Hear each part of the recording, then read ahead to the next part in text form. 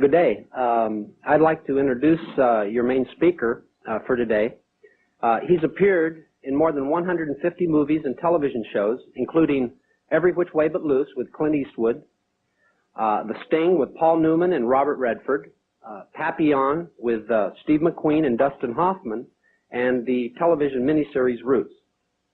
But first and foremost, he's the husband for 26 years of a wonderful woman by the name of Gwen, the father of 6 beautiful children ranging in age from 5 to 25, and the grandfather of 4. He was a member of the Special Forces during the Vietnam era and later became a fellow with the Chalcedon Foundation for 7 years, which is a Christian think tank operated by Dr. R.J. Rushton in Northern California.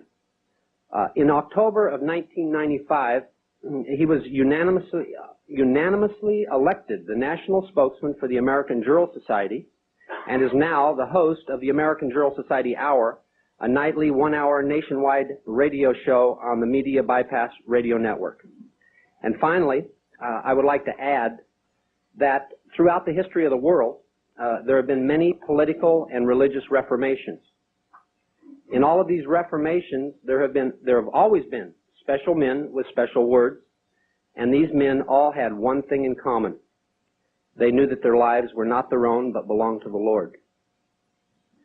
These men included, of course, the Apostle John, John Wycliffe in the 14th century, John Calvin and John Knox in the 17th century, John Adams and John Hancock in the 18th century, and John Randolph in the 19th century.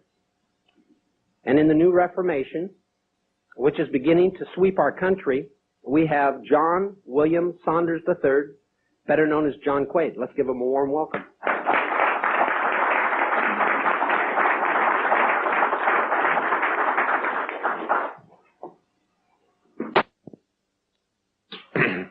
I was in Fort Worth yesterday shooting a television thing for a friend of mine. And on the way out there, Randy and I were driven out there by a lady who conducts tour guides here in Dallas and in Fort Worth and elsewhere. And I've known this lady for some time, a couple of years anyway. And we were talking about the differences between Dallas and Fort Worth and everything. And I think the one difference that summed up everything was that in Dallas, what they call sushi, they call bait in Fort Worth. Now, that does speak to a certain extent to a level, I guess, of sophistication in Dallas. And it's been my experience over the past 2 or 3 years since I started speaking on behalf of the law reform movement, that there was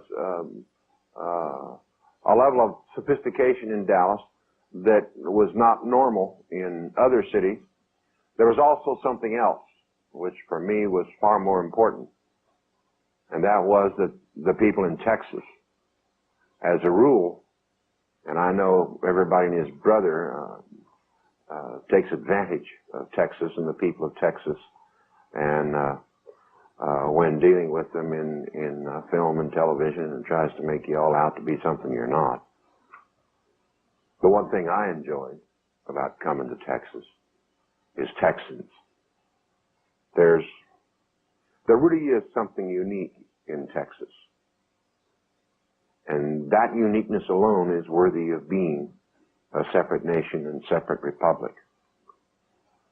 Because of it came into the Union after 1840.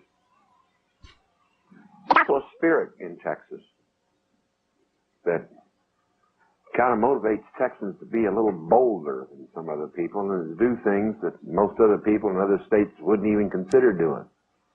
I don't know many people that'll walk into a court with an abatement in their hand and walk right up to the judge while he's in the middle of a session with somebody else and hand him the abatement and walk out. But they do that in Texas.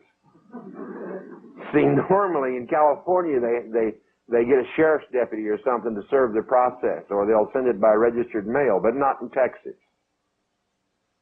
And in California, people kind of dance around the religious question sometimes, and the impact of Christianity and its basis in law and the common law. But in Texas, they don't make any bones about it. and they don't hesitate to express the God they believe in, and to do so honestly and forthrightly.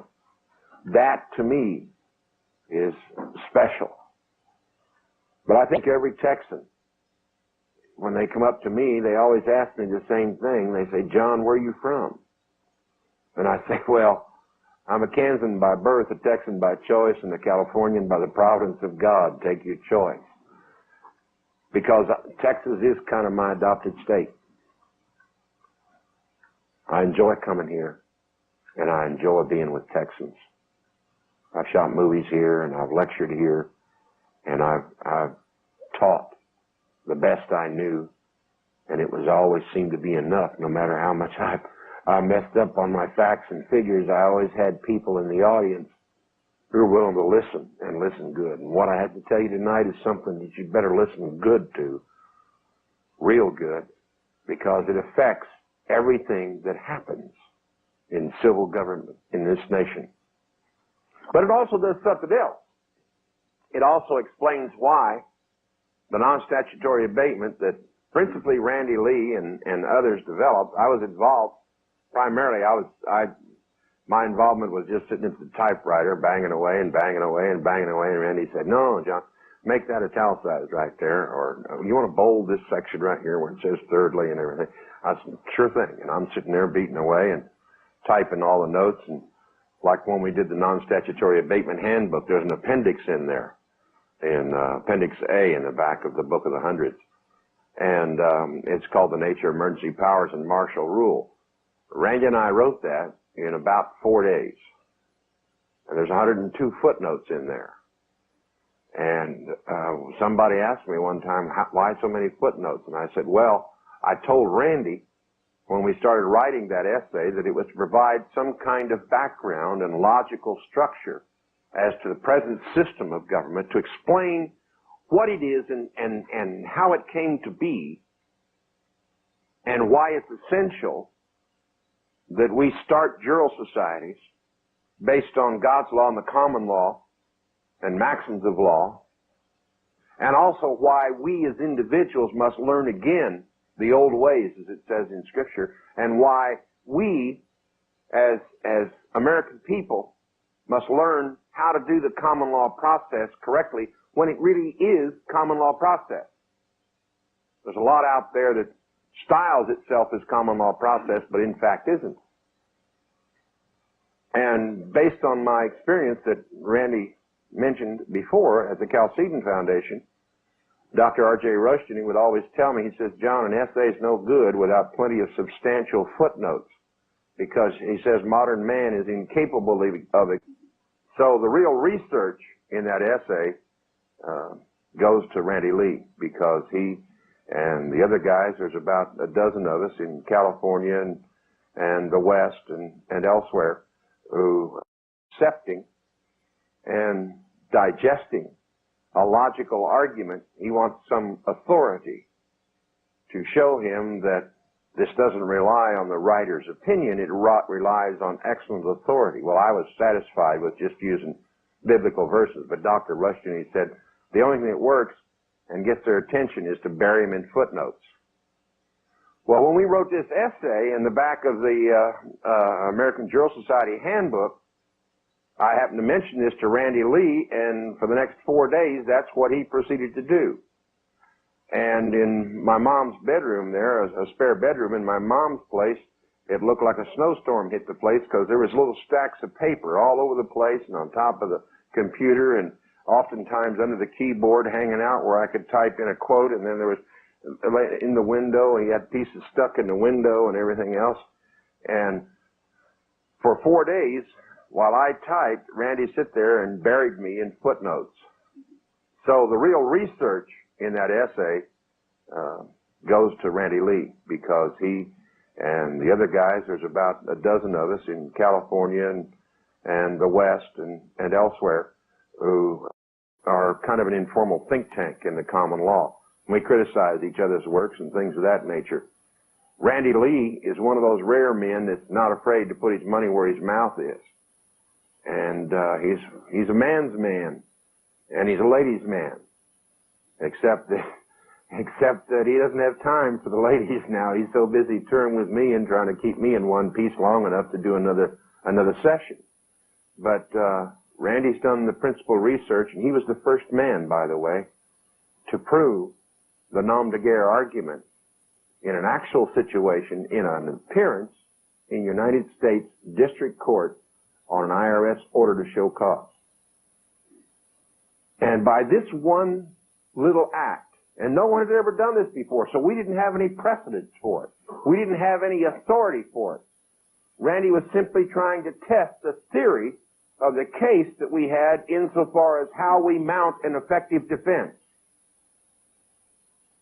And so he had been studying about the nom de guerre and a few other things, although we didn't have a lot of sites for it at that time. And he had this appearance coming up in United States District Court on this order to show cause from the IRS. And so he goes down to court and he takes his briefcase with him, and he had a few goodies in it.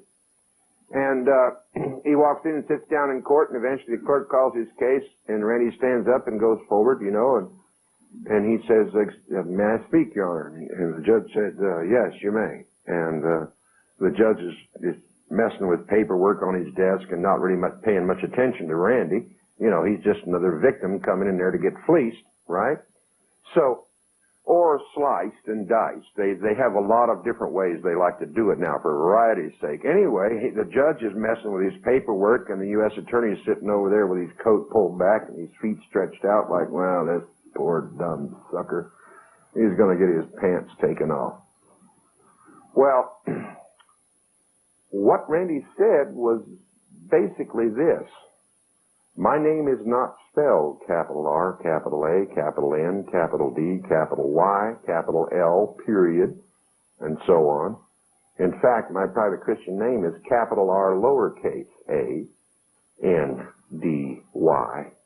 And my flag is the original flag of the California Republic, and he took one of those little miniature flags and he set it up on the podium just like this. And he stood up there. By now, the judge has quit messing with the papers on his desk, and he's got both eyes on Randy Lee. And then the last piece, Randy lays his Bible up there, and he says, "In my law is the family Bible." He said a couple of more things, and then he said, "Further I say it's not." There was kind of a pregnant pause there, and the judge turned to the United States Attorney, Mr. Roth, and he says, "Well, Mr. Roth, what do you have to say about this case of mistaken identity?" And the United States Attorney says, "Well, Your Honor, he seems to think there's some kind of special significance in whether his name is capitalized or not, blah, blah, blah, blah, blah." And the judge said, "Very well. Next case." Now, notice that the judge did not dismiss anything because there never was a case. And as Randy knew, and as a lot of people are beginning to learn, when one goes into court, or when one files process, or when one is served process, there's only one lawful name in which that process can be filed. And that is your fully spelled, first, middle, and last, upper and lower case Christian name. The name you got when you were baptized. And Randy knew that. And since there was no case, the judge said, "Sir, would you pick up your things, please? You can go." And Randy walked out of court, and the whole process only took about 4 minutes. But what it did was, it told us that the nom de guerre was not only a good argument. An argument against the nom de guerre was not only a good plea, but it seemed to carry a sense of strength that those of us in the Patriot movement are not used to. I mean, I made 16 appearances in court on traffic tickets and went to jail 4 times. Lost every single appearance that I made in court. Pleading every argument that the Patriot community had coughed up over the last 10 years. I used a different one in every case. "I have the right to travel, Your Honor." Right, guilty. Now, later I found out that the right to travel is a commercial term. Most people in the movement don't know that, see? But then we did the research to find out. The right to travel is a commercial term, and the only common law term that's its equivalent is liberty to use the common ways. That's the only common law expression for what we do when we slip behind the wheel of an automobile and go down the road. We are exercising the liberty of the common ways.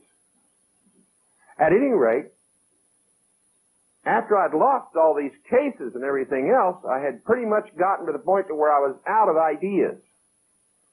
And then I provoked, I mean, you could say that. I didn't believe it at the time, but his blood pressure kind of went up a little bit in this one appearance that I made against the assistant district attorney of the county where I live.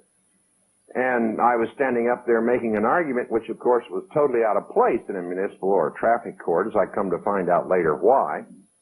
But I did it anyway just to see what would happen. And the assistant district attorney jumped up and he says, if you make one more reference to the Constitution or to precedent or stare decisis, he says, I'm going to have you sanctioned. Well, I didn't even know what he meant by sanctions at the time. But I found out what I wanted to know, because he added a little phrase at the end of that in which he said, the only law in this court is the law that comes out of that judge's mouth. That sounds like a military court. And when I added that piece of information to a few things, and then Randy continuing to dig in all the law libraries in California, this man spends fortune on copying costs in these law libraries, I think, which are mostly sustained by endowments from Randy Lee's feeding coins into the copy machines. The bottom line is that what with Randy's experience and my experience and that of a couple of other people, we began to put together this theory of the case.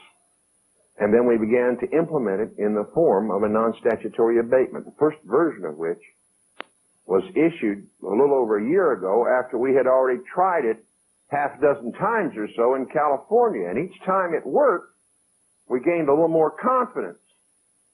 And we kept tweaking it and changing, making little changes and things like that. At one time, I know in the first version of the abatement that we put out, why we had cites in there from the California Code of 1872. And a lot of people were running around looking for the original codification of the common law in their state and not having much luck. And then we continued to do research, primarily Randy and a couple of friends of ours in the San Fernando Valley, and we finally figured out that we don't need to cite the 1872 codes because there's another way to do it with maxims of law. See, when you cite something in Latin, it has a tendency to intimidate, first off, okay? Because he looks, a judge will look at the paperwork and he'll go,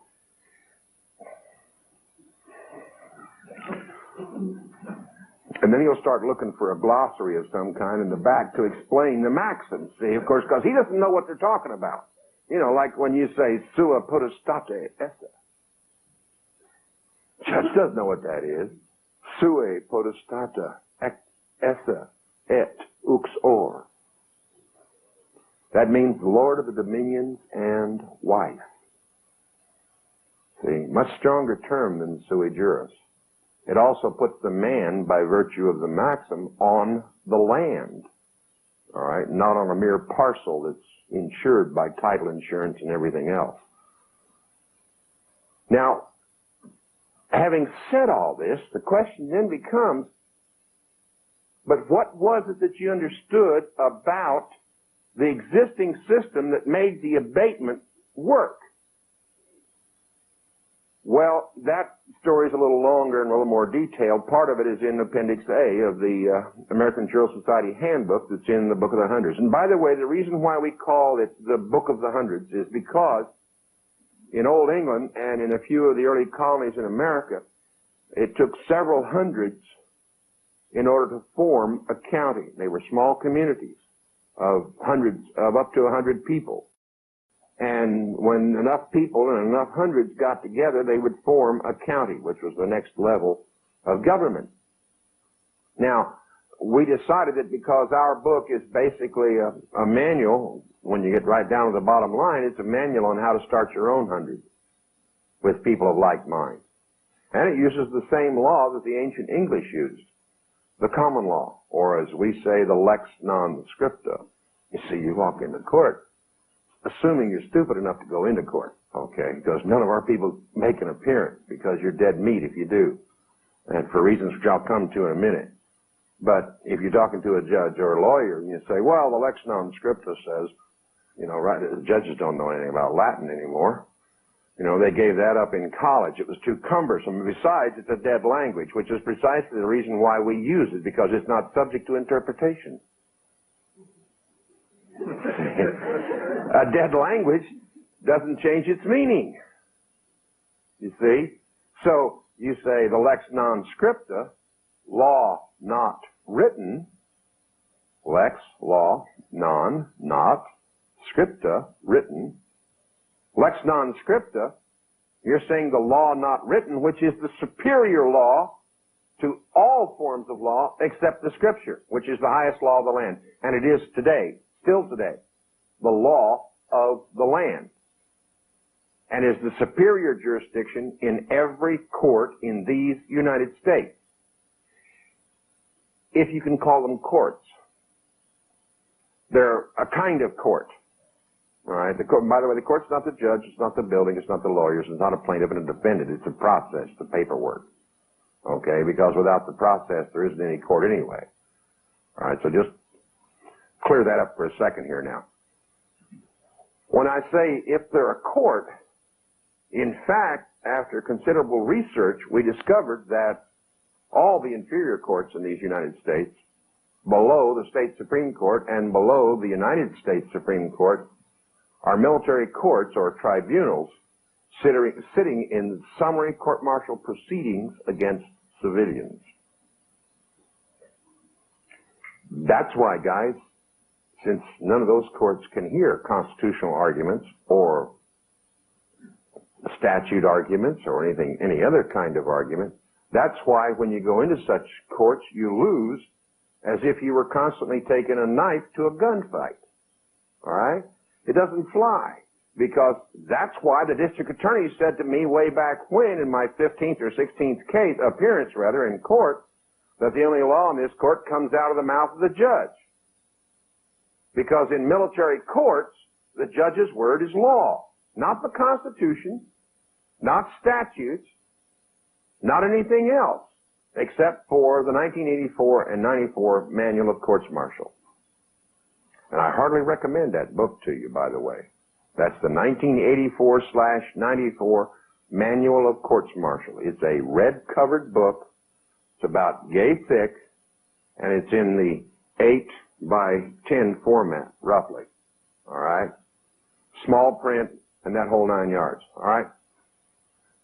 Of course, that book's out of print now, so it may be hard to find one. We just happened to find it at the right moment in time. At any rate, we said, well, now, wait a minute. How in the world now are we going into military courts? I mean, you know, what about the Constitution? And what about the law and all these other kinds of things and our rights and everything? Well, as it turns out, in doing research on the matter, we went all the way back to the War of Northern Aggression, or the War of Secession, or the war between the states, whatever you want to call it. For my personal preference, it was the War of Northern Aggression. That was specifically, deliberately, and with malice created by one A. Lincoln in order that he might become the father of a new country. And that's why we call him the father of a new country. Now, that's kind of a harsh statement to make about someone that seems so well respected in all the textbooks and all the television and the media and everything else, but the bottom line comes down to this. In 1860, the division began to occur in the Congress. In 1861, 7 southern states walked out of Congress. The Congress was thus left without sufficient members or attendees or representatives in order to form a quorum. Without a quorum, and if you read any book on parliamentary law, without a quorum, you can't do business of any kind, except submit a motion to make a quorum, that is to go out and get people and bring them in, or to adjourn. And if you fail to adjourn properly, your deliberative body, or in this case, the legislature of the United States of America, becomes sine die, another Latin term, means literally without day. In other words, if you create a little deliberative body, like a small government of some kind, or if your county's civil government, and I keep using that word civil as if they really had law, doesn't matter if they adjourn improperly without setting a day and time set certain to reconvene, they cease to exist according to the rules of the parliamentary law under which the Congress and all deliberative bodies of government in this country sit. In other words, guys, if you don't set a date to get back together again, whether it's day after tomorrow, next month, next year, or whatever, all right, you cease to exist in law as a parliamentary body. And thus you are left without day, or without a day to reconvene, and you become, without day, sine die, and you cease to exist in law as a valid, constitutional, lawful, or otherwise body. Now, what evidence do we have for this very fact? It comes down to this. If you go down to your local library and you pull down volume 1 of the Titles and Codes, you'll see there's a table of contents there in the beginning of it, right? And you look at all the titles, and it's in the top left corner you'll see Title 1, the Presidency, Title 2, the Congress, Title 3, the Judiciary, etc. And if you don't skip by too quick, you'll notice there's an asterisk next to Title 2, the Congress. You go down to the bottom of the page, and the asterisk says resolution, not positive law.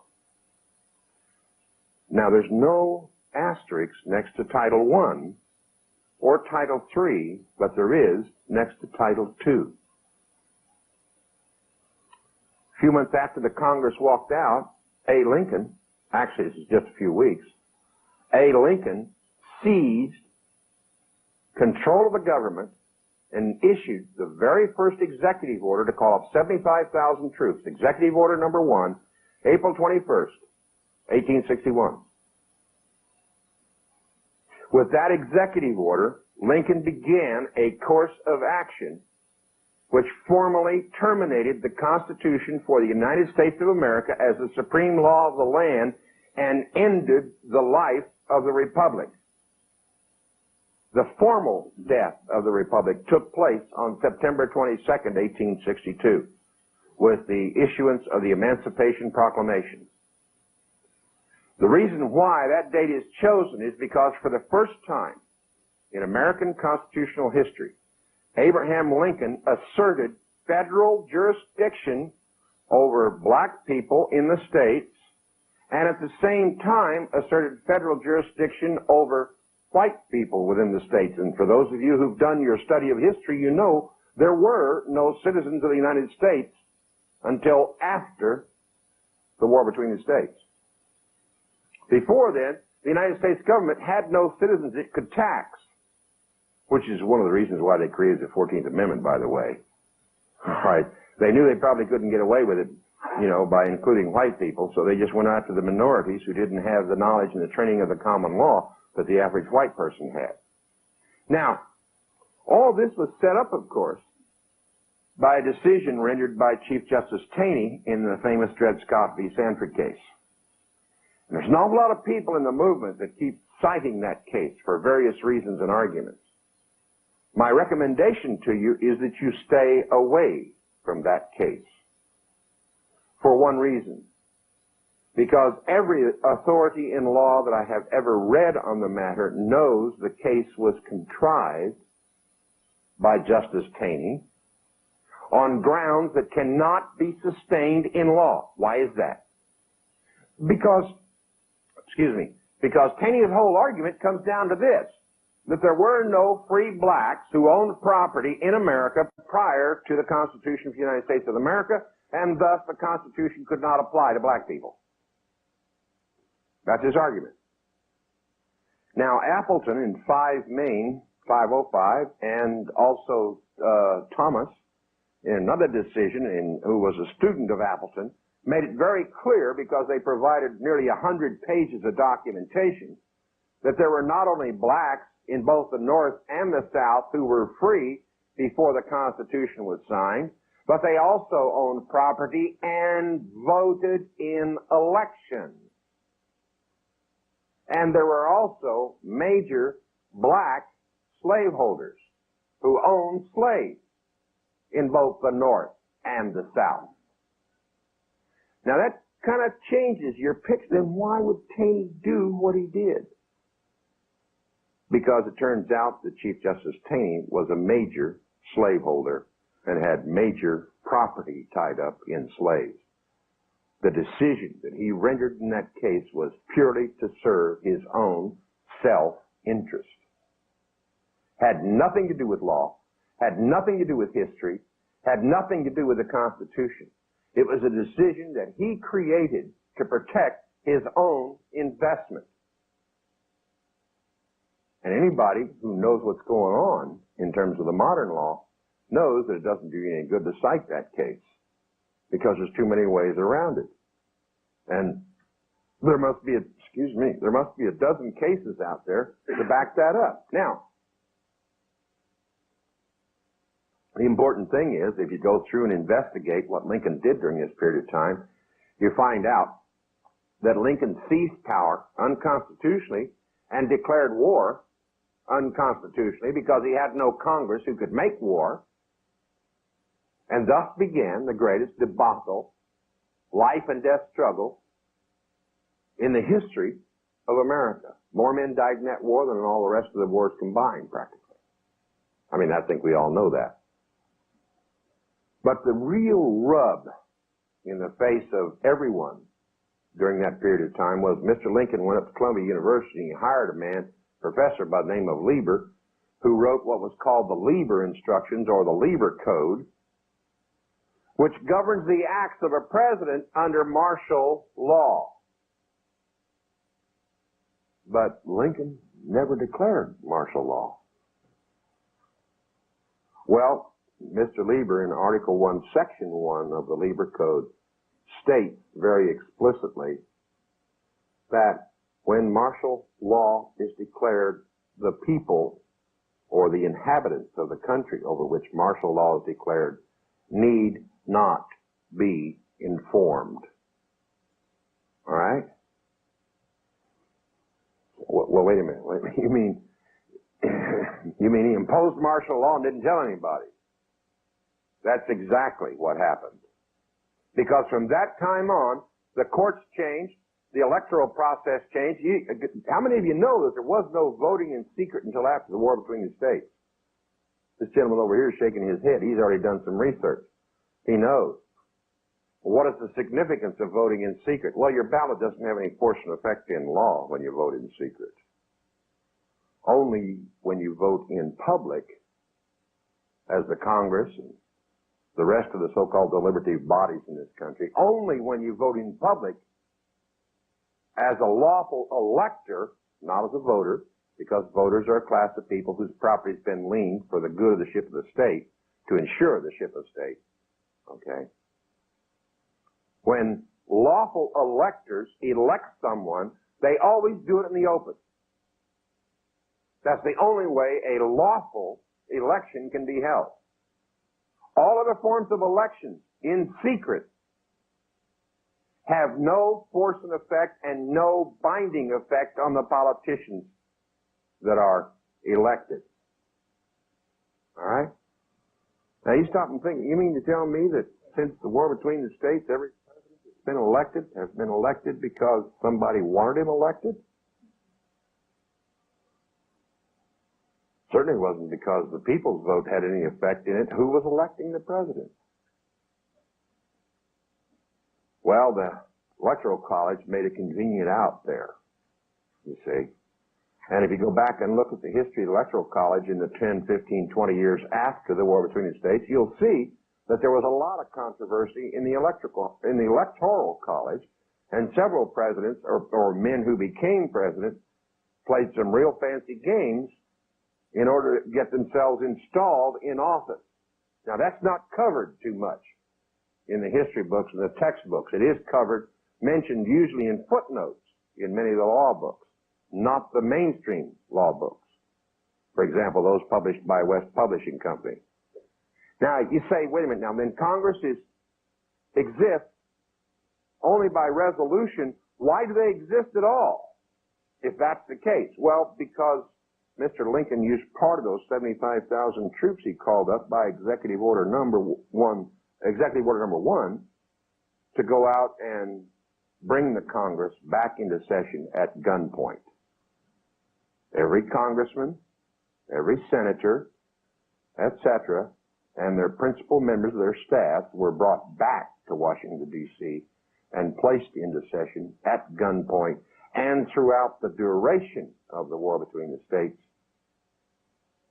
the entire Congress, the halls of the Senate and the House, were guarded 24 hours a day, and no member left without a military escort or went anyplace. When he went home at night, there's a military escort there, went with him. That's part of what the 75,000 troops were assigned to do, by the way.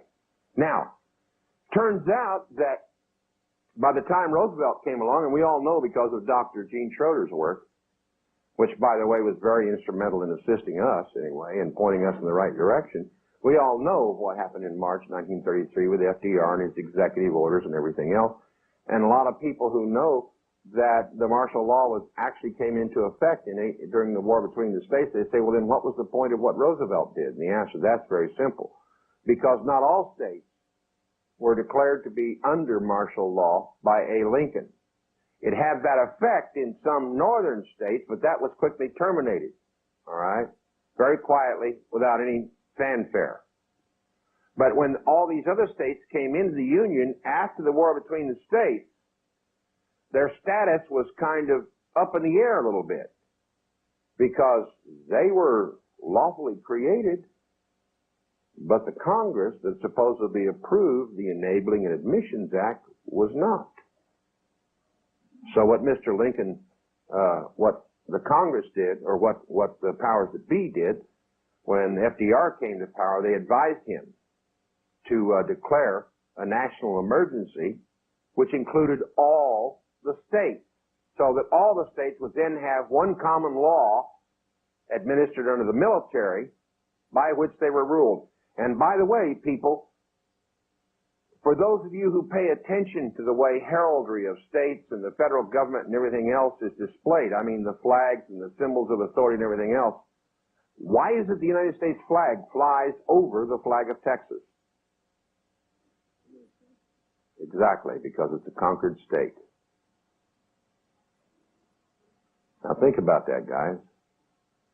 Texas and every other state in this union is a conquered entity who's incorporated by the force of military law into not a republic, not even a democracy, although theoretically democracies can exist under military dictatorship, or, excuse me, not a dictatorship. I keep forgetting. There are certain technical niceties that we need to obey, or think of at least.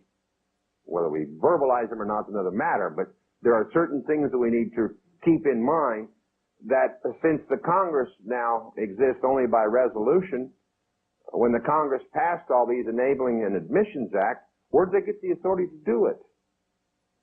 Well, the answer to that is found in the fact that since the Commander-in-Chief is the top man in the country, every act of the United States Congress, since they were ordered back into session at bayonet point in 1862, has only been passed, has only been written on the basis of a pre-existing executive order.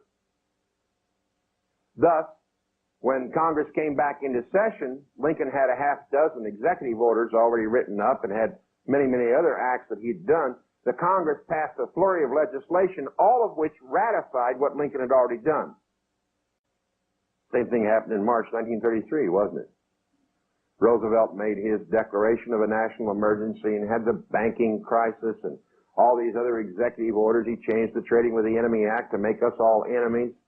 You see, belligerents under international law and municipal law and all these kind of good things. And while Congress was out of session, as soon as Congress came back in session, what did Congress do? They ratified them all. Usually within almost all, except for one, and I can't remember which one it was, were ratified within 48 hours. And there was a lot of protests at that time in various isolated places that, I don't even get a chance to read the bills and I get passed. A lot of complaints in that regard. The point was is that once FDR had done what he did, he became the last of the unholy trinity, which included not just A. Lincoln, but also Tom Jefferson, who was the first to bring international law into the District of Columbia when he initiated a campaign in Congress to pass and approve the laws of war, which automatically invokes international and municipal law within the District of Columbia when there's a national emergency of some kind. Now the question becomes, how do we know when we're under a national emergency? When the president decides there's one, no one else has anything to say about it. Not the courts, not the Congress, not the Justice Department, not the FBI, nobody.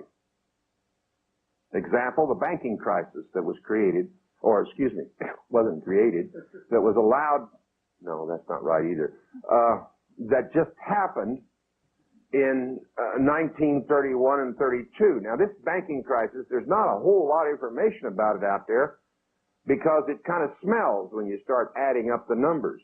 Basically what happened was is the banks in the United States were taking in gold coins, $20 gold pieces, you see, and issuing back for them gold certificates, which at the time nobody minded.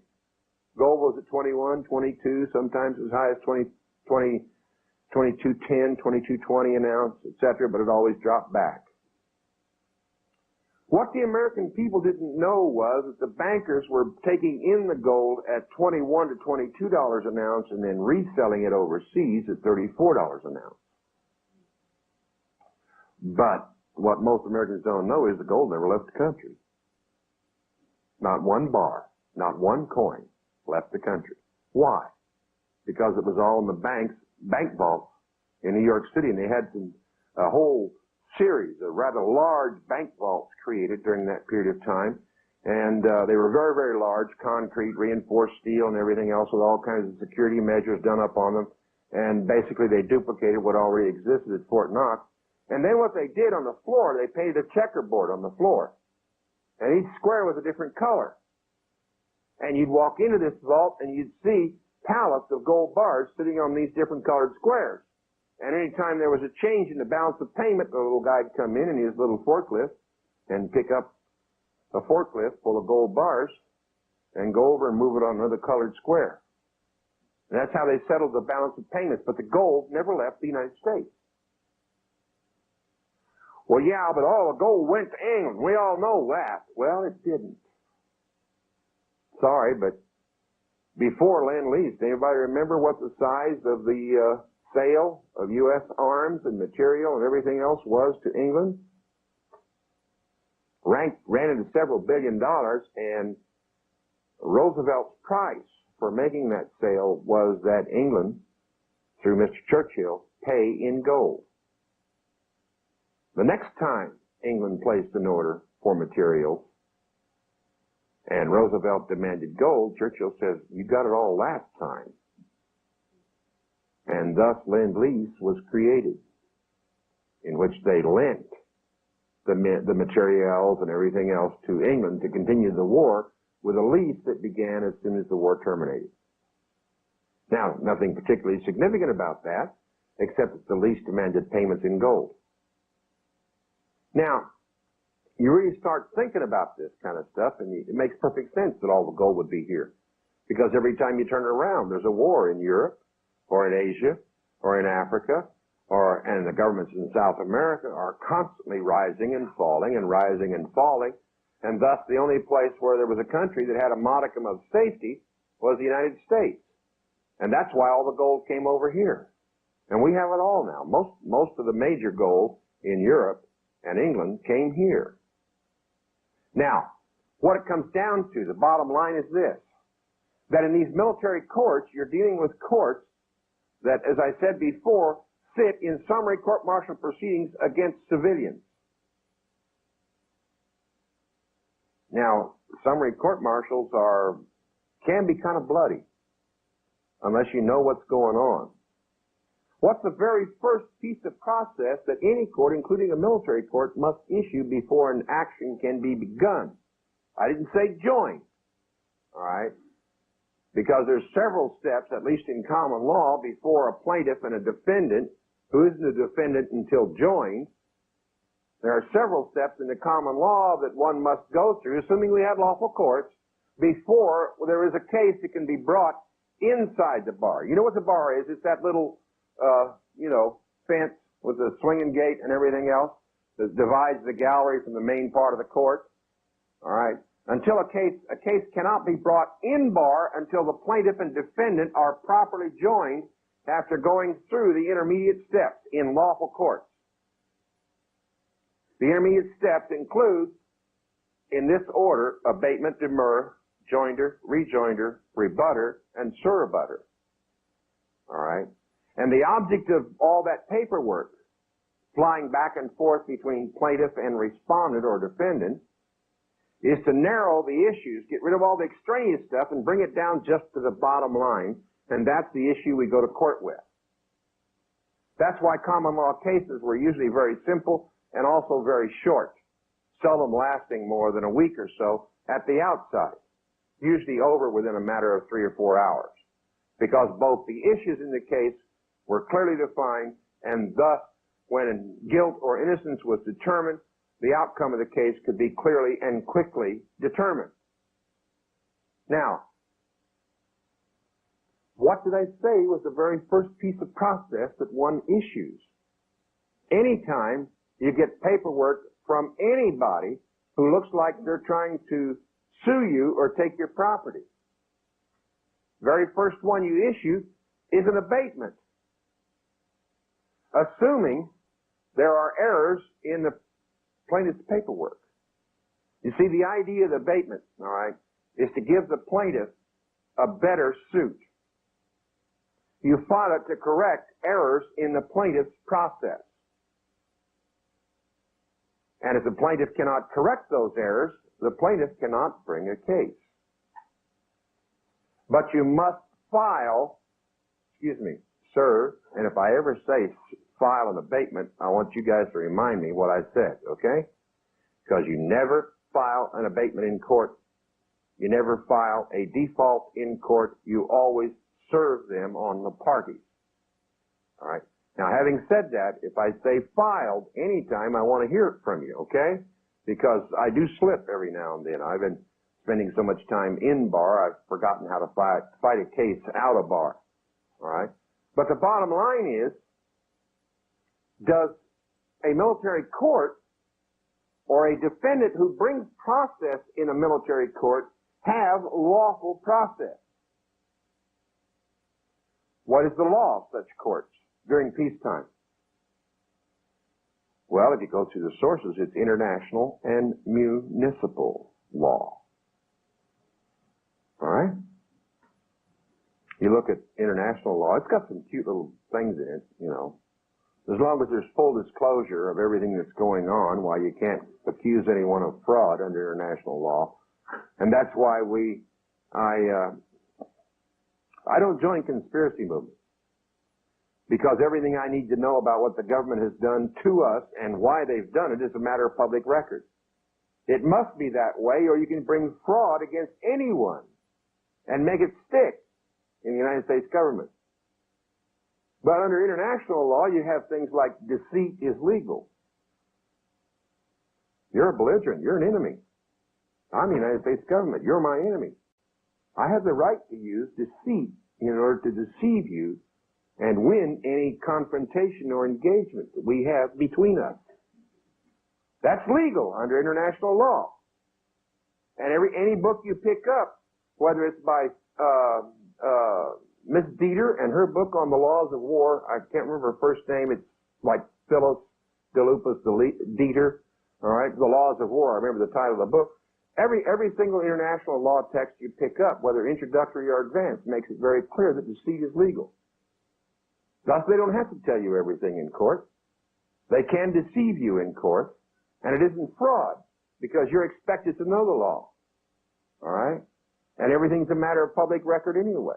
Now, we've been running around the patriot movement for the last, I don't know how many years, accusing every judge in any court you can find or in any court that you appear of fraud and misrepresentation and malfeasance and misfeasance and everything else.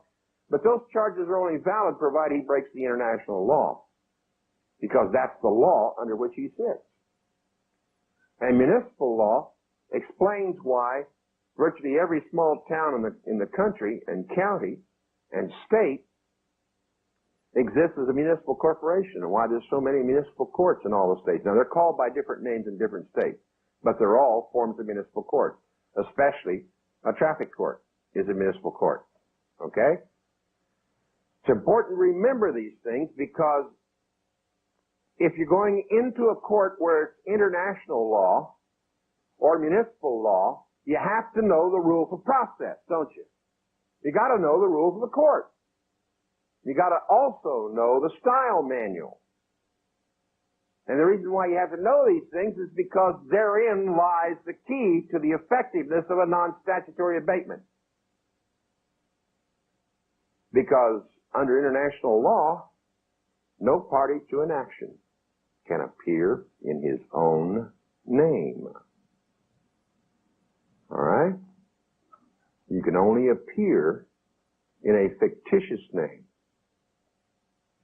And what I'm going to do right now is let you all stand and stretch and say howdy to each other for about 10 minutes, and we'll reconvene at 8 o'clock, and I'll tell you the tricks used in deceit and deceiving the American people to take your process and dump it, and to take your property and use it. It's very interesting stuff.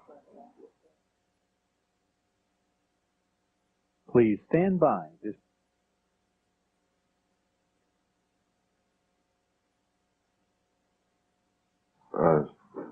Good.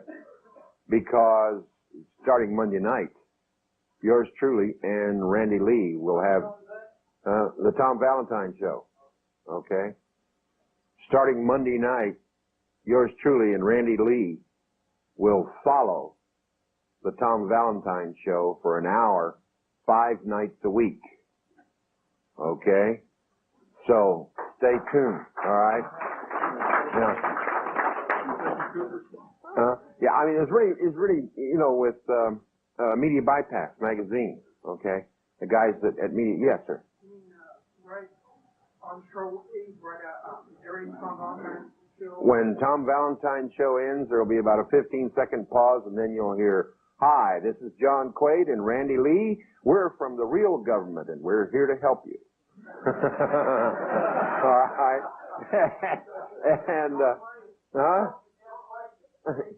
yes, yeah, they're setting up, low-power repeater stations for the satellite and everything else right now, all across the country. They got 4 or 5 on the West Coast already. They haven't quite got debugged. But I just wanted to pass that information along to you so you guys can all start joining in with us. Then you can stay current on what's happening with the processes we're developing, because the next process we're going to develop, and it's close. Right now, when I say close, it means that we haven't tested it in enough cases to make certain of its effectiveness. But the next process we're going to issue is writ of trespass. Whoa. And it smokes, I tell you. It smokes. Yes, sir. Are you joining Bill Cook or displacing him? Cooper. No, sir. I don't know. All I know is that I've come on immediately after Tom Valentine. I can't remember what show I'm doing now. That's all I know is, I mean, a couple of months ago, you know, we weren't going to start until somewhere around the middle or the end of March, and then about 3 days ago, I was informed that we were going to start within the next week, and then night before last, they called and said, "Hi, John, we want you to start tonight." And I didn't have any equipment or anything in order to do the show, and so Randy and I went out to Radio Shack, man, and we kept the store open about an hour and 15 minutes after it was closed, after closing time, and bought all the equipment we needed, and mics and everything else, a mixer, and we're ready to go on the air, and we'll be on the air tonight, as a matter of fact, doing a test broadcast And but we start formally Monday night, and I'm looking forward to it. I'm enjoying it. Now, let's get into some real meat here, guys. We've already gone through Lincoln's whole thing and everything else, but in order to understand what's going on in the international and municipal law side of things, you have to understand that there's only two kinds of law available in America and most of the world. That is Roman law and Christian law, meaning also the common law, because common law is simply the collected traditions of Christians in ecclesiastical courts and other courts over the last 1,000 years. And the point is, with the active life of the law beginning in 1063, all right, that's anything before 1063 we don't claim. Anything after 1063 is part of our law, including Magna Carta, all right, which is key to some of the references in future process and various other things we're doing now. Anyway, the point is, to understand the international and military law that's being used right now, you have to understand something about the old Roman law and how Lincoln and his successors imported that Roman law into America for the very first time. In the old Roman law, whenever the Romans would, sweep into a country and conquer it, the subject peoples, for reasons which are purely technical, could not deal with the people as flesh and blood, the conquered people, as flesh and blood men and women. So they did what they called the process of novation. In novation, one is converted, as far as Roman law is concerned, from a flesh and blood man or woman, all right, and property, real, concrete, viable, physical property, is converted also to a fiction, because all military law is fictitious in nature, all right? There's a lot of people today that talk about the old Roman civil law. There was no such thing. That's simply a modern viewpoint being imposed back on Rome. In fact, Rome always used military law. Always. All right? At any rate, when you're a subject peoples, the old Roman law requires that the flesh and blood man and the real physical reality be converted to a fiction, which in Latin is called a persona. Ring a bell? Huh? Now, a persona, if you look it up in the Latin lexicons and dictionaries and the Latin encyclopedias, you'll find out persona literally means the mask of an actor. All right? It's a fictitious entity, a mask, that basically stands between you and the fictitious law created under a military government. Okay? The problem is, a fiction cannot see, hear, speak, write process, or develop an argument in court. So in the old Roman law, fictitious persona always had to appear by advocates, which we would call an attorney. Okay? The attorney was a Roman citizen, and he could enter pleas on behalf of fictitious persona. Now, how does that relate to today's courts? In today's courts, all parties to an action, because under international and municipal law, must appear as something other than themselves in flesh and blood. In other words, they must appear as a fiction. Sounds like old Roman law all over again, doesn't it? And that's why you're called a person. You see?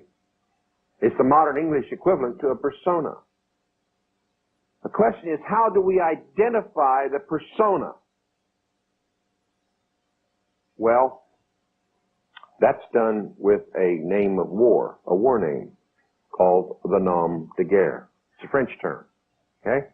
Nom de guerre, just like nom de plume. Okay, it means pen name. Nom de guerre means war name. That war name is signified by a name in all caps, as is on all of your driver's licenses right now, or in a name in which one of your Christian names has been abbreviated to an initial, like David K. as opposed to David Kenneth, which might be the Christian name. All right? That fictional entity called the persona or the person, and I think we've probably all heard the citation in that Church of Scientology, the U.S. Department of Justice, in which the court said that the word person encompasses a variety of entities, not human beings. Okay?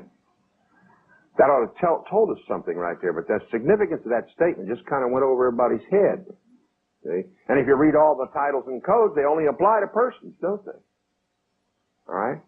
Read all your state codes, your county codes and statutes and ordinances and everything else, they only apply to persons, don't they? For some reason, which I've been unable to fathom, a military court cannot bring an action successfully in any civil matter or administrative matter against anything but fiction. In other words, they will never bring an action against you in your fully, properly spelled, according to the rules of English, Christian name. And the phrase Christian name is the name that's used in all the sources. They all talk about the Christian name, which is a name fully spelled in upper and lower case, including your first, middle, and last. My youngest boy is really going to give him a fit because he's got 4 names. Joseph Paul Free Saunders, which is my Christian name. My Christian name is John William Saunders. But when I used to have a driver's license years ago, it was always John W. Saunders, and it was all capitalized, so I was a double nom de guerre. I guess that's some kind of a rare distinction, or it just means that the computer doesn't have that many characters on that line that it can print. Point is that once the fiction is created, you also find that the court styles itself as a fiction because it's also in capital letters. And every time the IRS sends you any process, or the municipal court, or traffic courts, or any of these other military courts, they either send the process to you and the name is all caps and their name is also in all capital letters, or one or the other name is abbreviated. That's without question the way it appears every single time.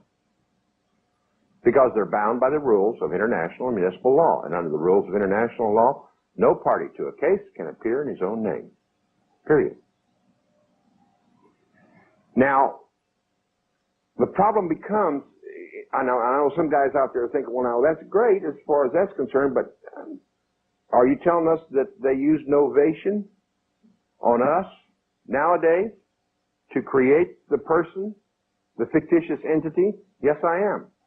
The word novation appears nowhere in American law prior to the War between the States. Came in after the war. 1867, I think, is the earliest case. Is that correct, Randy? 1867? Yeah. So, you say, yeah, but there's still some loose links here, you know, because in American law, we got the common law, which the Romans didn't have, and there's certain protections there in the common law that makes it very difficult for anyone to claim that they can create a fictitious persona and through that fictitious persona seize the property of the flesh and blood man. How do they manage that? Romans didn't have a problem with it because there wasn't any common law in the countries that they captured and seized. All right? In the common law, it's important that you are addressed by your proper Christian name. Now, you may understand, for some of you who are thinking ahead of me now, why it was in 1933 the United States Supreme Court was given the power to merge the rules of procedure and get rid of the common law process. All right? That was one of the reasons. That covered Roosevelt's backside. All right? When he extended the Trading with the Enemy Act to all of us and declared us belligerent enemies, alien enemies. The point being that there has to be some way, by virtue of the block of the common law, which we still have access to as people, but not with an attorney, okay, because the attorney can only use the law of the court that licensed him to practice. All right? We still have access as individual people, human beings, Christians. I don't like using the word human beings, and I just did. Randy's going to tell you what the word really means when it comes his turn here in just a few minutes. The point is there's got to be some way to circumvent the effect of the common law. And that's done with a new twist that was kind of added by the American legal profession. It's called suretyship. And thus when you're born, they put your footprint on a piece of paper immediately before your foot ever touches the land as a baby. Okay? And a birth certificate is issued, which is then placed on file with the Commerce Department and the U.S. Bureau of Census, and for doing this little deed, the hospital gets paid $4,000 by the United States government. Now you know why, when a woman is most vulnerable after having just given birth to a child, the nurses or the medical technicians or someone else will come in and start pressing you for a name that can be put on a birth certificate. And why, at the same time, they want you to fill out a form for a Social Security number for a child. Because that saves the government a lot of problems later on. Why is that? Because the novation process is not complete, and neither is suretyship until the man who is in the process of novation, by his own hand, applies for a benefit, privilege, or opportunity. Then suretyship is closed. And now the flesh and blood man has sworn on his application, sure it's not in the application, but it's implied, all right, is now the surety for this fictitious persona. And the common law, allegedly, isn't going to do you any good, right? That was the theory. And like McClintock said in his book on equity in 1967, he said the point of merging the rules was to get rid of the common law procedure, but to date this has not happened. That was in 1967, because even in McClintock's day, 30 years ago, there were still people utilizing and filing common law action. All right? Now, what happens then is that the individual now goes in and answers for this persona, and because of his suretyship, the flesh and blood man's property guarantees the persona. All right? Now, if you want to understand how this process works, there's a very simple thing you can look up in Black's Law Dictionary. It's called discussion. And pay particular attention to the benefit of discussion, because there is no argument in the current courts. All there is discussion. And when you communicate with the court in any way other than by saying, I object to being falsely mustered or falsely arrested or whatever, I object, I object, I object. Because if you communicate with a court, give it information, answer a question or ask a question, you can cede jurisdiction. And only when you object, from the moment the police officer puts his hands on you, start objecting. All right? And if he arrests you and takes you to jail, continue to object. Sign nothing, offer no information whatsoever of any kind. Now, the reason why you do that, of course, is because then habeas corpus will lie. Okay? Did you hear what I just said? Habeas corpus will lie, and there's dozens and dozens of court cases on this. All right? As well as procedures in military law, which make it very clear, if you can read a little bit between the lines, that habeas corpus will only lie when the defendant objects continually. Accept nothing from them. Okay? And then if you've got a Jural Society going where you're a member and the word gets out, the Jural Society should have competency enough to file a writ of habeas corpus immediately in the Texas Supreme Court. Okay? Because we've used that little trick twice in California, both times it worked. All right? Now, by the way, we don't have a writ of habeas corpus package. Okay? We're not ready for that yet. The point is that once you've committed some act whereby you're brought before the court involuntarily, your only out is an objection. All right? Or to do what Randy did. My name is not da-da-da-da-da-da. My flag is the original flag of the Republic of Texas, and my law is the King James Bible. Further, I say it's not. sit down and don't say nothing. Because the judge is going to try to trick you into making some admission or confession, and that's all you have to do, an admission or confession. Because you're in there standing as surety for this fictitious persona, and all you have to do is make an admission or confession in the court or in the presence of the judge or any one other official of the jail, and suretyship is closed and it's a matter of record now. Okay? And you're dead meat. Now, tomorrow when we start getting into the details of the non-statutory abatement, see, the object of tonight is to give you all the background, so tomorrow we don't have to deal with that stuff, and we can go through and take you step by step through everything in the Book of the Hundreds, including the non-statutory abatements as well as the American Jural Society Handbook. All right? Because now, when we say nom de guerre, you'll know what we're talking about. Now, when we say make no admission and confession, etc., you'll know exactly what we're talking about, and I don't have to cover that tomorrow. The point is that if you continually object, you open the way for subsequent process in common law, because the flesh and blood man, if he's a Christian, can use the common law to his advantage. All right? Now, what happens with the abatement when you file it? Come on, guys. How long I got to wait, guys? It's served. You serve the abatement, you never file it because, and I better explain that. You only file process in bar after the parties are joined. A non-statutory abatement is an out-of-bar plea. There's no case yet. So process there is served on all parties, either by a sheriff's deputy, by registered mail, or if you got a Jural Society form, by a leaseors in the Jural Society. Okay? At any rate, what happens now when you file this non-statutory abatement and you got this persona here with a, oh, you guys are starting to wake up a little faster. Come on, get a little courage here, guys. Just tell me, all right?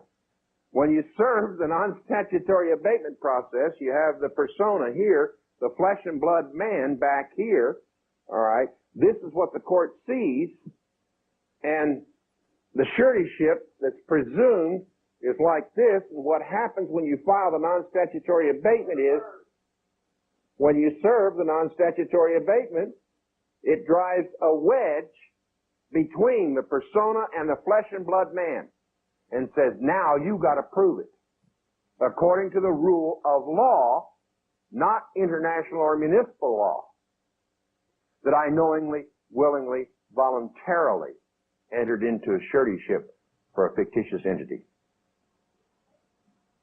That's what the non-statutory abatement does. It drives a wedge between the fictitious persona out here and the real flesh and blood man, and separates the two at law, not under international or municipal law, at law, in common law, lex non scripta. All right? Now the court's got a problem because it can deal all it wants to with this persona out here, but it's a fiction, an illusion. They can't collect any property from a fiction and an illusion. The only way they can collect any money or property is if the fiction is tied through suretyship to the flesh and blood man, but the abatement has just severed that. Now I'm standing here on the law of God and the lex non scripta. The fiction is somewhere out there in space that doesn't even concern me. And that explains why when you, for example, abate a traffic citation and then file the default, serve the default. Nobody's said anything. I'm quicker than you are. When you serve the default, all right, that the warrant is pulled back from the field. The cop running out here on the highway doesn't know that there's a bench warrant issued for you anymore, because the bench warrant has been withdrawn to the dominions or the domain of the court. Thus, 6 months later, and I think it's about a year before this was terminated, but it varies from state to state. Anytime you go into the court building itself, if they identify you as a flesh and blood man who may be connected with this surety, as surety for this fiction that they have this bench warrant issued for, they'll arrest you right there on the spot. We had one poor guy in California. It's kind of funny. It's kind of sad too. But he served a non-statutory abatement on a traffic ticket that he had. And about 5 months later, without thinking about it, he went into that same court in a subsequent divorce action with his wife. As soon as he stood up and stated his name, man, they walked over and, "Excuse me, sir, you're going to jail. We have a warrant for your arrest." And he protested and everything else, and then they showed him this bench warrant that had been issued for him. So he didn't realize, and then after he got out of jail, he called him, he said, "What happened? I thought the abatement worked." Yes, it did work. It stopped all the process beyond the bounds of the military authorities' facility. All right? Out here in the hinterlands, there is no record of the warrant having been issued. But in their dominions, it always lays there to keep the persona from visiting the court again. All right? More importantly, it keeps the Christian man from visiting the court again because we don't belong in their court. All right? Those courts are created, and Randy will bring this out when he gets into the definitions and everything else, which is in the next hour. We don't belong in their courts because all the definitions apply to not to Christians, but to non-Christians.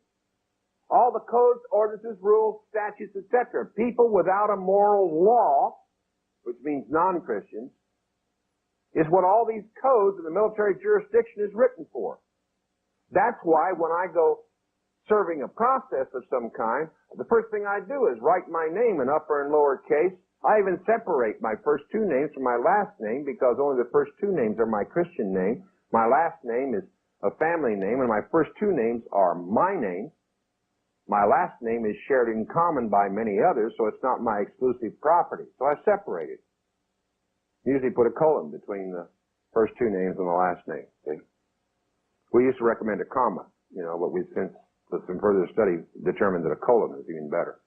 The point being is that we don't belong in those courts, and if we understand the process that God has given us in the common law, the lex non scripta, and learn how to use it again, then we roll back the ability of their courts to serve any kind of fictitious process against us in the wrong name.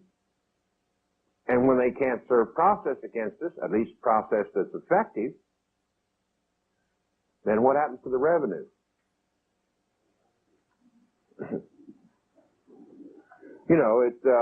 It starts to drop significantly. I don't know how many times our abatement packages have been copied and redistributed across this country. Some people have estimated as high as 25,000 copies. And that may very well be. I know Randy and I didn't see any of the money, but the point is that for a $25 abatement package, we've cost the United States government and the state governments and the counties and the cities across this country a pretty good sized piece of change in the last year. And we intend to increase the numbers because now, if the IRS ignores a lien or levy, and we serve the abatement and the default, what is our remedy when they ignore the paperwork? Because the non-statutory abatement constitutes, with the default, res judicata, final judgment has been made, all the charges that you cited in your abatement are proven in law. That's all the evidence you need to go to small claims court personally against the IRS agent. Now, he's got to explain, first of all, why a criminal has not complied with the law. And then he's got to also prove that a real lien exists. The IRS doesn't have standing to create a real lien or levy, and only with your voluntary consent in ignorance do they ever seize anyone's property. It was Judge Bork, remember the judge they didn't want on the Supreme Court? was Judge Bork in his book that said 85 to 95% of all the people in jails volunteered for it because they didn't know any better, and neither did their lawyers, who are agents of the court. I always love that. How many of you have you ever seen a copy of Corpus Juris Secundum in there and looked up attorneys at law? And it says in there that the attorney's first responsibility is to function as an agent of the court, and his second responsibility is to enforce public morals. I've no idea what that means, but I know it has nothing to do with Christianity and the common law. It can't be. And then his third responsibility is to his mistress. And his fourth, the client comes in there third. I'm sorry. Now, in fact, I guess in real, that's just a book anyway. In real circumstances, his mistress is probably third. His wife is somewhere down around sixth or seventh, and his Mercedes-Benz is probably fourth. And the client is somewhere off in the distance there, who is only there for the fleecing. The point being, guys, is that when the persona has been separated by a real lawful process from the flesh and blood, man or woman, the court now has an insurmountable problem. And so long as you don't re-enter the venue again, their venue, then that process will never be served on you again. Now, that's only because of one thing. Because we recognized the persona when we saw it. And because we knew the difference between fiction and real law. Because they have nothing but fiction. And without your voluntary consent, there is no jurisdiction established, as Judge Bork pointed out in his book. Remember that. When you're dealing, or any time these people send you anything in the mail, what's the purpose of an IRS letter?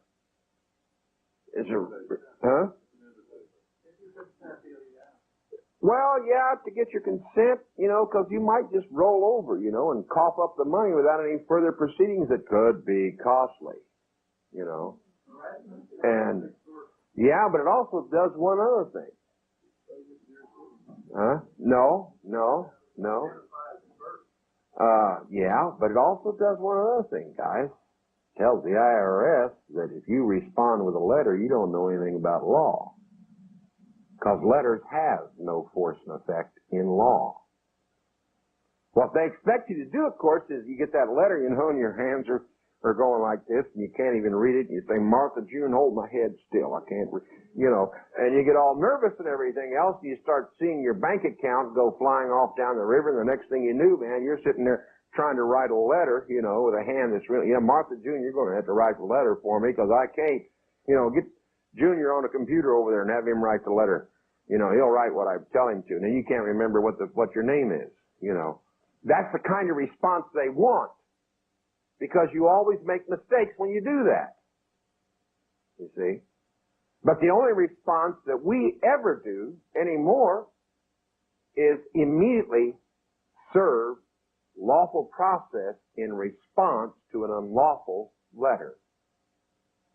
Serve notice right from the get-go. They get the picture real quick. Now, I'll tell you what happened in California several times. When they wouldn't pay any attention to the abatements, we simply had one friend of ours who took our abatement package and he served it and then served the default and everything else. And he went down to check a few days later and found out that the levy on his account was still in place. And so he said, I wonder. He took the abatement and the default, went down to small claims court and filed an action, and they served the process for you, by the way. All right, on the IRS agent.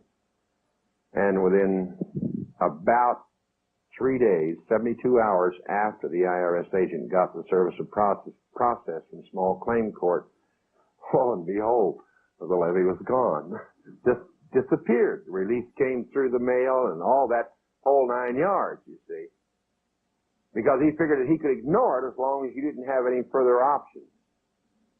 But not only do you have further options, but we have a package right now we're testing with 2 cases in California in which we bypass the small claims court and go straight to the superior court, which in Texas would be the district court, and there's no limit now on small claims damages.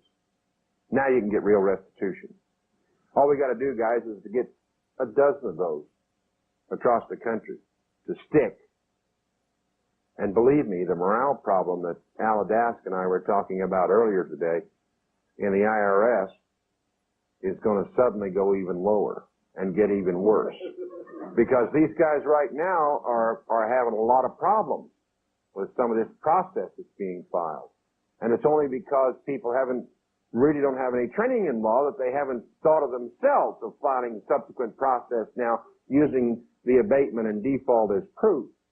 That they ignored the law, and also that these 13 charges against the IRS here are true. Now, one of the pieces of process that we brought along here just recently, and it's in the new package here, is the non-statutory abatement of persona designata. More Latin. Whoa. You know, a persona designata is simply the person designated. Okay, that's all it is. And we file that. Now, we recommend that everyone file one of those, whether you've got an action against you by some court or not, because you make it a matter of public record long before any action is ever brought against you, and then you post the default in 3 places in the county. Or publish it in the newspaper if you want to. You've got the money. All right? The advantage is, the abatement of the persona designata. I think it's the very first abatement in the sample form in the back of the non-statutory abatement package. The very first one. All right. Yes, ma'am. Yes, we're going to cover it in detail. Now, the point is, guys, that you got this big bad military power out there that has all the guns and all the power and everything else, and I'll have to be quite honest with you. There has to be some kind of an unwritten rule or law someplace that we have yet to find why it is they obey the law. Al? I'll make you exactly, because you asked the question before. You asked the question before about, you don't understand why, something about the connection they won't, if you can make that separation between the fiction and the person, they don't go, the real flesh and blood person, they don't go after the flesh and blood? Yes. Yeah, I'll bet you money it's a war crime. I'll bet you money that what you're doing with the rest of the novation, the social security number, you are an agent of the belligerent state. But if you don't have that tie to the belligerent state that they're fighting against, you're a civilian. I'll bet you the clue, if you're looking for this, I'd look into the Nuremberg war trials, and I'd look into the Geneva Convention, and what happens to a man if he makes war, a military person goes ahead and shoots a civilian who's not a belligerent in a war. Does that make any sense? That makes more sense to me than I care to deal with, Randy. Huh? I'm sorry, I didn't hear it all. Well, what he was saying basically is the reason why they don't come after the flesh and blood man once you serve the abatement and it goes to default is because under the Nuremberg trials and it's probably a war crime to come after a civilian when it's the flesh and blood man. A non-belligerent. I'll bet you that's where it is. You can file these. I'll bet there's a way of getting these guys for war crimes if they come after you in your flesh and blood capacity. I've been looking into development so that we can go to the World Cup with it. But that's the. Thanks, Al. Really, I'm serious, guy. You put it together for me anyway. When you made the comment, it just rang my bell as soon as you know. Because I've been thinking about that and trying to find, because I told Al earlier today when we discussed it that there had to be some documentary connection on paper somewhere. They hung those guys in Nuremberg, and that's the documentary connection. The rope around their neck. You make war on civilians, you get hung. Not only that, in the process of the Republic of Texas, when the documents were sent to Hague, Netherlands, they replied back to the provisional government of Texas, we are a de facto corporate court and cannot hear an issue from a sovereign. Mm-hmm. Mm-hmm. And it makes perfect sense. Yes, it does. Now I got a place I can go look because I'll have that information nailed down within a matter of 2 or 3 weeks. Because if that's the case, then we've got a major new weapon, and like I said before, guys, I never know where this information has come from. Al and I sit in there in this little place eating popcorn and getting the salty fingers and everything else for about 2.5, 3 hours a day, and I was beating my head against the wall trying to figure out why it is that they have this. Where's the documentary connection? I know what they do. They respond to it as if it's, the cross before Dracula. They respond to it, but where's the documentary evidence why they should do that? That always bothered me. I think now that we've got a major new weapon developing. Thank you, Al. Thank you very much. I appreciate it. God bless you, sir. Now, people, what we need to think of here, and I'm going to come down on a closing here pretty soon so that Randy can get into the definitions, and I think these are going to kind of blow your mind away when he gets to the definition. What we need to realize is that one of the reasons why, which supports what you just got through saying now, one of the reasons why they don't come directly after us is also because of the fact that in the military law and the international law, they're required to respect the customs and usages of the occupied country. That's also an important argument. Not near as good as the one you just raised, I think, but that is an argument that's in the sources. Okay, and I might add that we went through 259 titles in the UCLA and Los Angeles law libraries on military government and martial rule. We narrowed it down to 42 titles and finally settled on one essay and one book, which you can get from Randy. It's called Military Government and Martial Rule by Berkheimer. All right? And in the list of products in the back of the Book of the Hundreds, it's in there. That's a book that'll really open your head as far as what's going on with the courts. And the other book you need is the 1984/94 edition of the Manual of Courts Martial. Between those two books, you'll be able to figure out every single thing the courts do. All right?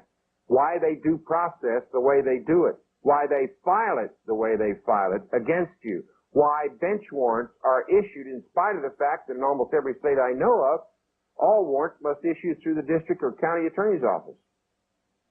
And yet judges issue bench warrants all the time. Now you know why it is when you go out, for example, and you get stopped by a cop and you make the blunder of stepping out of your car. Why they tow your car? Because under military law, you've abandoned the property. Okay? And once you all abandon property, becomes automatically the property of the conquering power under military law. Okay? I never and until we found that, I couldn't understand why I got on my 4th or 5th arrest. I can't remember which one. The guy, the sheriff's deputy said, "Get out of the car." And I said, "No. I'm staying right here. I got no reason to get out of this car." And he says, "Okay." All he did was write me a citation. On the other 3 prior occasions when I got out of the car, he towed it every single time. I never understood that until Randy found an obscure reference in the Manual for Courts Martial, which classifies such property as abandoned property.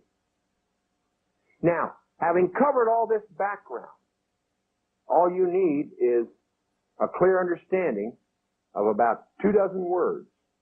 Person, human being, natural person, natural man, etc. And some other concepts and ideas, which Randy's he's gonna, in this Mellencamp Dictionary of Law and the Oxford English Dictionary and the other dictionary sites that are in that one little package that you've got that came with the Book of the Hundreds, the stack of paper about yay thick. All right, all the original source documents for this is in that package, including my favorite definition of a bureaucrat. One who works with a fixed routine without exercising intelligent judgment. I love that. Now, what? That's actually in the Random's house, and people didn't believe me, so Randy decided to copy that out of the dictionary and tack it on the back of the package, so I'd have some credibility here. The point is, guys, is that you now understand why it is military law and its understanding is important for your being able to understand the court process that exists today. All right? You also understand now why the common law, when properly served in such courts, wins when properly written and served, wins 100% of the time. Because it comes in here from this level, the highest level of law there is next to the scriptures, and the law they're using, I call it mud law because it's down here in the mud when on the scale of the hierarchy of law. And the reason why it wins is because we can come in and hit them, but they don't have standing to come up and hit us. And I think that, this is really getting to my head now, what you just got through saying. It's interrupting my whole train of thought because the possibilities in that are pregnant really doesn't describe the possibilities that are in that, okay? The point is that once you understand the military background, once you understand that our law comes in from the highest possible law, higher even than the Constitution, because the Constitution is, after all, a mere statute. Now, some of you guys that are real constitutional devotees, you got to reckon with the fact that the Constitution is, after all, just a statute. All right? 1 U.S. 1. All right? It is a statute. And the common law, embodied in the Constitution, was used to frame the document, which is merely a statute. And that's why when somebody asked me out in the hall a while ago, well, can we use codification to the common law? I said no, because as soon as it's codified and passed by a legislature, it becomes a statute, and it's no longer valid. Now, one last thing, and then we're going to take a little short break here, and then Randy's going to finish off the evening, and I got to rush upstairs and set up the mixers and everything else to get ready to do our show tonight after Tom Valentine. There's one class of people in the law reform movement that we looked long and hard to find a name for, and we finally ended up with kitchen sinkers. Because these guys, when they file process, throw in everything they can think of, including the kitchen sink, and then wonder why it is they lose. And generally their reaction is, well, they're just rolling over us. No, you've taken a knife to a gunfight and thought that with a multiplicity of knives that you would somehow overcome the automatic weapons of the enemy. That's not only stupid, it's probably a gross embarrassment if you really understood what's going on.